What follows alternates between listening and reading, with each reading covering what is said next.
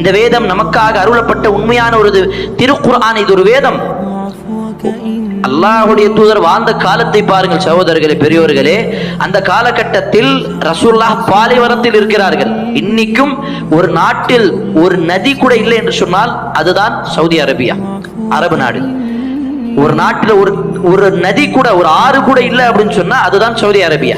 அல்லாஹ்வுடைய தூதர் வாழ்ந்த காலகட்டத்திலும் எந்த ஒரு ஆறையும் எந்த ஒரு கடலையும் பார்க்காத ஒரு அந்த கூட்டம், அந்த சமூகம் தான் அந்த அரபுவாதிகள்.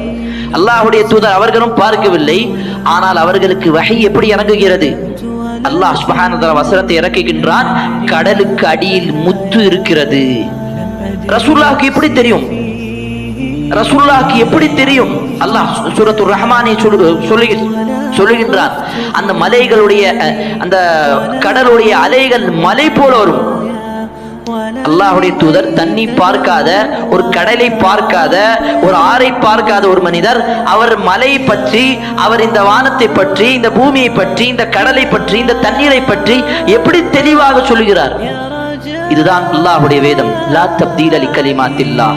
அல்லாஹ்வுடைய வார்த்தை யாராலையும் மாற்ற முடியாது.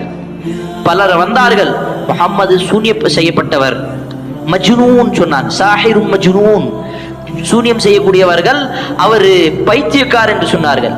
சிலர் சூனியம் செய்யப்பட்டவர் சொன்னார்கள், மஸ்ஹூர், சூனியம் செய்யப்பட்டவர்.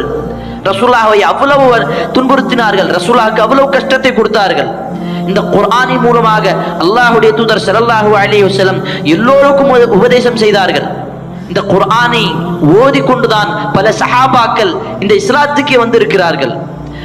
இந்த திருக்குர்ஆனை படிக்கும் பொழுது நமக்கு தெரிய வருகிறது ரசூலுல்லாஹ் அவர்களை எந்த அளவிற்கு துன்புறுத்தியிருக்கிறார்கள் என்று. அப்ப இந்த திருக்குர்ஆன் அல்லாஹ்வுடைய தூதர் ஸல்லல்லாஹு அலைஹி வஸல்லம் தாவா செய்யும் பொழுது, அழைப்பு பணியில் ஈடுபடும் பொழுது இந்த திருக்குர்ஆனுடைய வசனங்கள் தான் சொல்லுவார்கள்.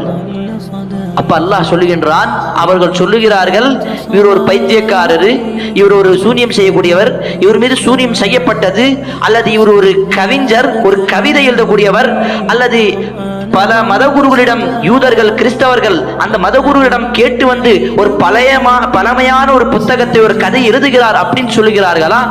அல்லாஹ் சொல்லுகின்றான், அம் யகூலுன இஃப்தரா, இது இட்டுக்கட்ட சம்பவங்கள் அப்படின்னு சொல்றீங்களா?